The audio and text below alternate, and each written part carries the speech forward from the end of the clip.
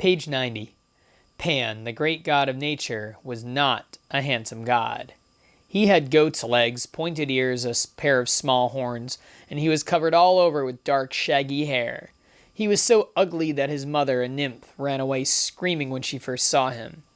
But his father, Hermes, was delighted with the strange looks of his son.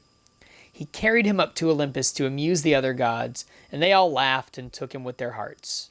They called him Pan and sent him back to the dark woods and stony hills of Greece as the great god of nature. He was to be the protector of hunters, shepherds, and curly-fleeced sheep. Pan was a lonely and moody god. When he was sad, he went off by himself and hid in a cool cave.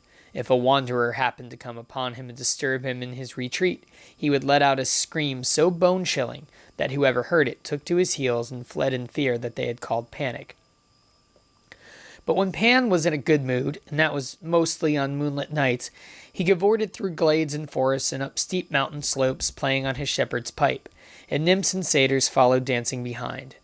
Sweet and unearthly were the tunes that followed over the hills. The satyrs much resembled their master Pan, but they were mischievous and good for nothing except for chasing nymphs. Old satyrs, or Seleni, were fat and too lazy to walk.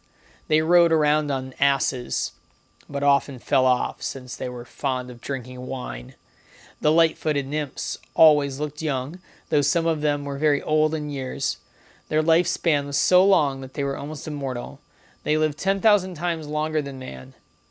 There were water nymphs and nymphs of mountains and glens. There were nymphs who lived in trees and nymphs who lived in springs. When a tree grew old and rotted, the nymphs who lived in moved to another tree of the same kind. A woodchopper about to fell a healthy tree must remember first to ask permission of the tree nymph. If he did not, she might send out a swarm of bees to sting him, or she might turn the axe in his hands, so he would cut his own leg instead of the tree trunk. A thirsty hunter must never drink from a spring without asking the water nymph's permission. If he ignored the nymph, she might send a venomous water snake to bite him, or she might poison the water and make him sick. River gods, too, had to be asked before anyone took water from their rivers. They were usually helpful and friendly to men and willingly shared their water, but woe to the one who tried to carry off their water nymph daughters. They would rush out of their riverbeds and charge him in full river god rage. They were dangerous opponents, for they grew ox horns on their heads and could change their shapes at will. Zeus himself feared their rage, and Pan and the satyrs kept well out of their way, though Pan liked all nymphs and fell in love with many of them.